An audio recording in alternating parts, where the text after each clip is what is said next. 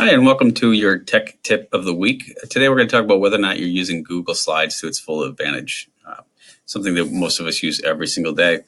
A little while back, they basically did some updates to it, and they added a couple of nice features, and I don't think most of us know about them, or we're not actually taking advantage of them. So here I have a Google Slide that I use in my AP Government classroom, and instead of going up into just clicking presentation here, I can go up here and click on this drop down that they have. And this drop down lets me look at it in presenter view. So this will open up another little window for me. And there's my slide. I take my actual slide itself and I can drag it over to my display window, for example. And then I can look at the presentation view, this slide, on my desktop. So my students are in the projector, it's showing my full slide, but I get to see the background of it, if you will. So here's my slide that's currently up on the projector. And then what it also shows me is my notes that I have attached to that, if you have any of them. When I want to go to my next slide, I simply click on next and it jumps ahead to the next slide. And it also includes my notes here, and it includes a clock up here if I'm really concerned about that type of thing. If I need to go back, I click on previous and I go back. So just keep clicking ahead and going to the next one. It's a nice little feature that it has with the speaker notes. And it lets you basically have all of those notes available to you.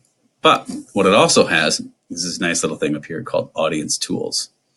So if I click on this, what it's going to do is it's going to let me basically create like a back channel for my students where they will be able to go to a website and they'll be able to ask slides and it will pop up on the screen.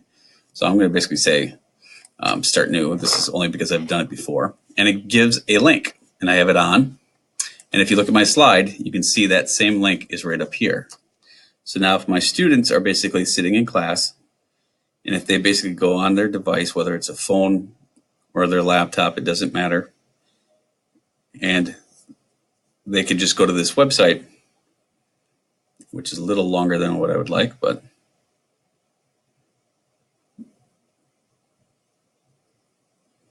if they go to this website, it'll allow them to type in a question and ask a question specifically to me, and it'll pop up here. So I can type in a question. I'm doing it on my phone right now. And this is one I get a lot.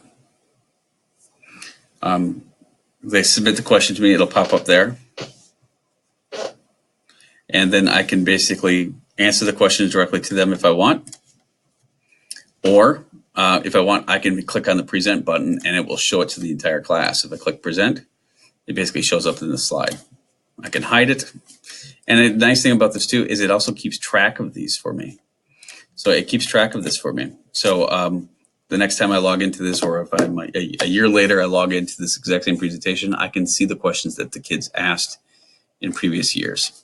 So it's a real nice feature that most of us probably aren't using as much as we could. The other nice little thing that they basically have done here is they also included a couple of places here where you can do the same thing, including this nice little laser pointer that's been added to it. So if you're trying to show some students stuff on a slide, that little clicker doesn't just show up very well. But if I click on laser pointer, and it becomes a nice red dot with a little pizzazz to it. So, okay, hope this helps. Hope you enjoy it.